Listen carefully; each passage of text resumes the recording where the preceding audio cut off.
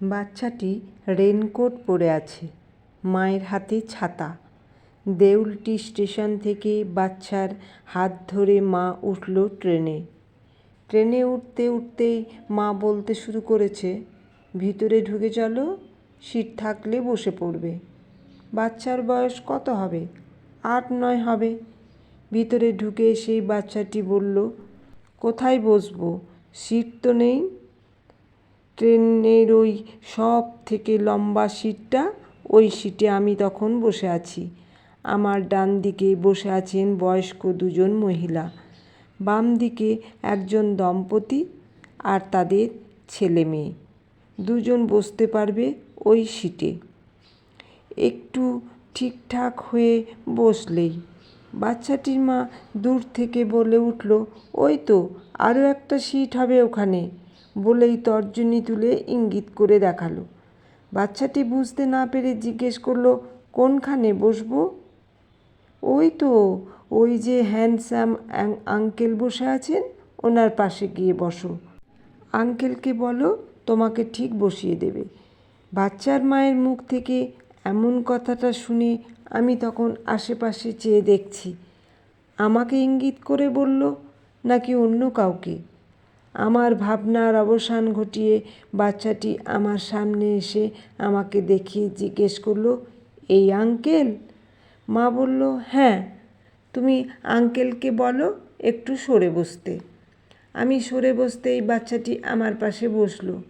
কিন্তু আমার মনে তখন একটাই প্রশ্ন, আমাকে হ্যান্ডসাম বলল, কিন্তু কেন? আমি কি তাহলে সত্যিই হ্যান্ডসাম হয়ে গেলাম? হ্যান্ডসাম হওয়ার রহস্যটা বোঝার জন্য মোবাইলের ক্যামেরাটা অন করে নিয়ে ভালো করে নিজের থোবড়াটা দেখছি, সত্যিই আমি হ্যান্ডসাম কিনা। চুলগুলো একটু ওপর দিকে তুলে একটা ভাব নেওয়ার চেষ্টা করতে লাগলুম। কোনো দিক থেকেই আমাকে হ্যান্ডসাম লাগছে না, অথচ উনি বললেন হ্যান্ডসাম। কি জানি বাবা, অপরিচিত মহিলা হ্যান্ডসাম বললে অনেক কিছু ভাবনা চিন্তা আসে। এদিকে বাচ্চাটি আমার পাশে বসে ওর মাকে ডাকছে বসার জন্য। মা বলল, তুমি বসো, আমি এখানেই আছি। বাচ্চাটির সাথে আমি এবার কথা বলতে শুরু করলাম। জিজ্ঞেস করলাম, কোন ক্লাসে পড়ো? ক্লাস 2। কোন স্টেশনে নামবে? কুলগাছিয়া। দু একটা কথা বলতে না বলতেই বাচ্চাটির সাথে ভাব জমে গেল আমার সাথে। বাচ্চাদের সাথে আমার একটু সখ্যতা বেশি, খুব সহজেই আমি ওদের বন্ধু হয়ে উঠি। আমাকে জিজ্ঞেস করলো, তুমি কোথায় গিয়েছিলে আঙ্কেল? বললাম, স্কুলে। স্কুল শুনে অবাক হয়ে বলল, তুমি টিচার? আমি হেসে বললাম, কেন, আমাকে টিচার বলে মনে হচ্ছে না? হচ্ছে, তাহলে তুমি স্যার, আঙ্কেল না। তারপর মায়ের দিকে এক ঝলক তাকিয়ে নিয়ে ফিসফিস করে বলল, একটা কথা বলবো, কাউকে বলবে না তো? প্রমিস? বললাম, প্রমিস। আমার মাকেও বলবে না তো? তাহলে কানে কানে বলবো। আচ্ছা, কানে কানে বলো। আমার মা ট্রেনে উঠলে আমি যাতে সিট পেয়ে যাই, কাউকে একটা দেখে নিয়ে তারপর বলবে, হ্যান্ডসাম আঙ্কেলকে গিয়ে বলো তোমাকে বসিয়ে দেবে।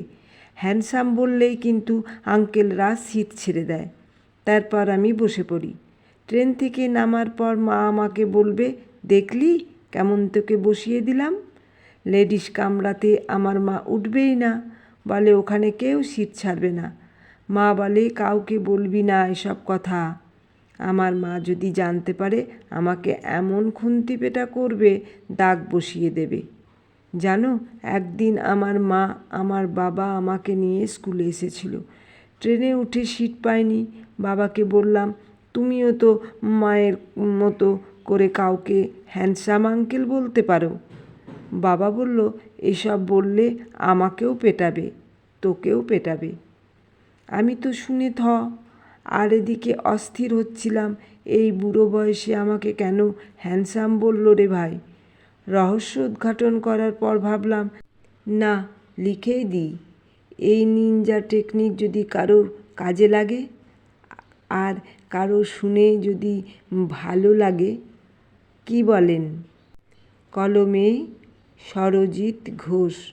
গল্পটি ভালো লাগলে লাইক, কমেন্ট, শেয়ার ও সাবস্ক্রাইব করে আমার পাশে থাকবে। ধন্যবাদ।